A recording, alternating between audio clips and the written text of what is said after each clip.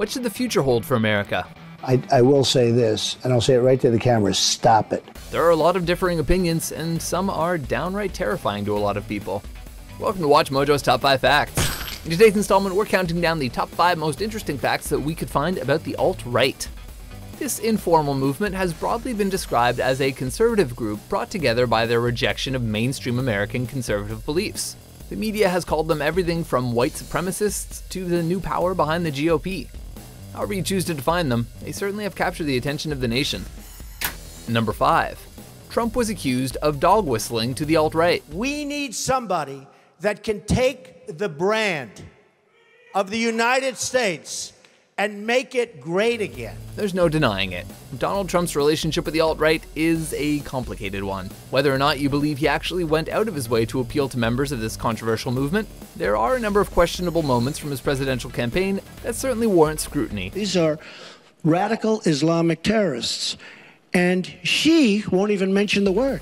Upon entering politics, this world-renowned businessman sold himself as the candidate of the common man, going out of his way to avoid alienating potential voters, be they visible minorities or, ex-KKK leaders. Will you unequivocally condemn David Duke and say that you don't want his vote or that of other white supremacists in this election? Well, just so you understand, I don't know anything about David Duke. Trump quickly inspired the alt-right with his anti-establishment messaging, and with his rise to power, so too did this fringe internet movement step into the mainstream. They embraced him, and with his appointment of Stephen Bannon as campaign strategist, more about him shortly, it appeared as if Donald was returning the love. Despite publicly denouncing them following the Heil Trump debacle, Trump has been accused of covertly campaigning to the alt-right. Dog whistle politics refers to the use of coded wording that sounds normal to the general public, but conveys an entirely different meaning to special groups or demographics. Looking at Trump's campaign, alleged examples include his promise to focus on, quote, Americanism, not globalism, unquote, at the RNC. Americanism, not globalism, will be our credo. And his encouragement for people to watch out for voter fraud while singling out primarily minority neighborhoods. According to some, including Rolling Stone magazine, Trump's comment on the Second Amendment was a blatant and terrifying dog whistle encouraging gun enthusiasts to assassinate Hillary Clinton. Nothing you can do, folks. Although the Second Amendment people, maybe there is, I don't know. Trump was seen by many as a voice for the disenfranchised, but upon closer examination, his choice of campaign words seemingly carried more meaning than the average listener was likely to catch. But the name is there. It's radical Islamic terror. Number 4. They reject America's founding principles. Trump's campaign promised to, quote, make America great again. But the ideological leaders of the alt-right don't think that the country should be glorifying the past. They believe in America, but in their humble opinion, it has yet to live up to its potential. What do I want my great-grandchildren to experience?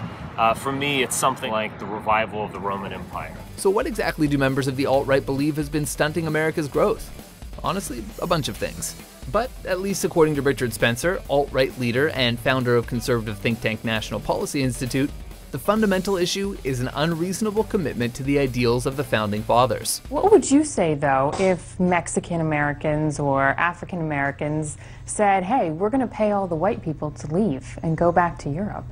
An interesting prospect. I'm very flexible. In fact, Spencer said, quote, when I look at Thomas Jefferson's writing, the Declaration of Independence, it makes me want to vomit. The idea that a creator made all human beings equal? That's ridiculous. The idea that we would dedicate ourselves to something as stupid as equality or democracy is morally insulting to me, unquote. To be clear, he's a major thought leader of the movement, and has even been credited with coining the term alt-right. We're often told that being an American, or a Briton or German or any European nationality, is about being dedicated to a collection of abstractions and buzzwords. Democracy, freedom, tolerance, multiculturalism. Mirroring Spencer's sentiments, members of the alt-right generally resent traditional conservatives, who they call cuckservatives, seeing them as weak and overly committed to the Constitution. It's not just that they are leftist and cucks. It's not just that many are genuinely stupid. Indeed, one wonders if these people are people at all. According to Ben Shapiro, an ex-editor for Breitbart News, the leading alt-right website, this movement simply shares nothing in common with Western right-wing politics. As he explained in an interview with Slate, for leaders at least, it all comes down to identity politics. The Donald Trump campaign was the first time in my lifetime that an identity politics for white people was on the scene. They believe that a strong nation has no use for the Constitution. It just needs an ethnically European population. The fact is, only white people can support what we call Western civilization. Number 3. Trump's chief strategist has been called a major voice of the alt-right. Trump has publicly denounced the alt-right, but in that very same interview, he rose to the defense of his chief strategist turned senior advisor, Steve Bannon, and the right-wing news outlet Breitbart, where Bannon is an executive chair. Of Breitbart, Trump said to the New York Times, "It's just a publication that covers subjects on the right." And that's at least partially true. Breitbart News was founded in 2007 by Jewish conservative publisher Andrew Breitbart, but since his passing in 2012, according to the Southern Poverty Law Center, Stephen Bannon has become the, quote, main driver behind Breitbart becoming a white ethno-nationalist propaganda mill, unquote. And regardless of what Trump may say, Bannon himself has described Breitbart as the platform for the alt-right in the past. While some purists, like Richard Spencer, might not consider Bannon to be a real alt-right member, there's no denying the colossal contribution he has made to the alt-right movement by giving it a major voice. Number 2. They have intelligent, educated leadership and are very media savvy. One of the biggest mistakes one can make when dealing with the alt-right is to underestimate the men leading the movement. We say men because, while there are some women involved, it's estimated that they only account for 1/5 of the members. And according to Richard Spencer, the role of women in any organization should be limited, as he believes that, quote, their vindictiveness knows no bounds, unquote. For decades, racists in America have been dismissed as unintelligent hicks. But this stereotype could not be further from the truth as far as the alt-right is concerned.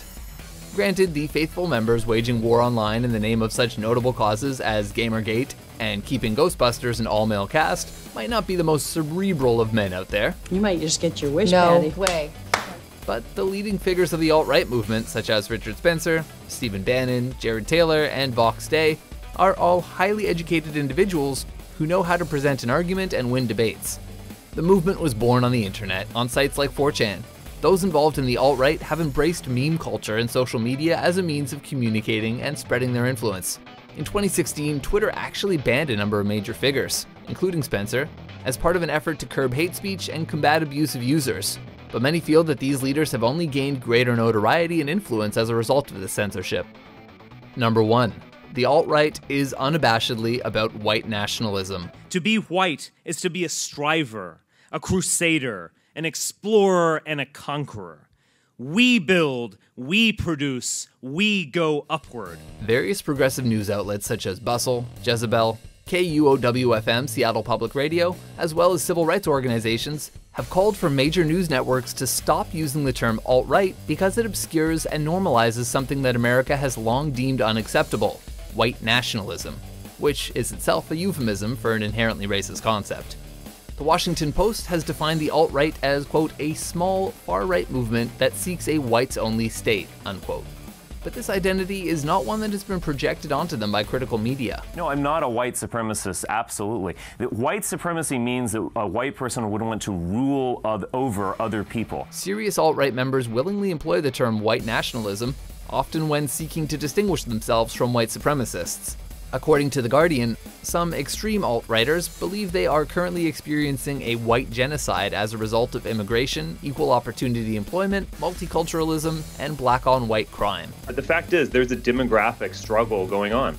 They claim that such factors are eroding the very foundation of a strong America, namely, quote, the white culture of exclusively European descendants, unquote. It's a country in which we ourselves have become strangers. As such, the alt-right's ultimate goal is the establishment of a whites-only nation. Richard Spencer has made his position quite clear on this. He dreams of a white America achieved through what he calls peaceful ethnic cleansing, stating that it would consist of having, quote, blacks, Asians, Hispanics, and Jews removed from the US. They've come here, and therefore they could go home. You can go home again. According to Rolling Stone, Spencer has summed up the movement as follows. Race matters, and race is the foundation of identity. That is fundamentally what the alt-right is about. So, just how familiar were you with the alt-right? Had you ever heard of them before the 2016 presidential race? For more political top 10s and unnerving top 5s, be sure to subscribe to WatchMojo.com. I want to influence politics and influence culture. And I think we have an amazing opportunity to do that with Donald Trump.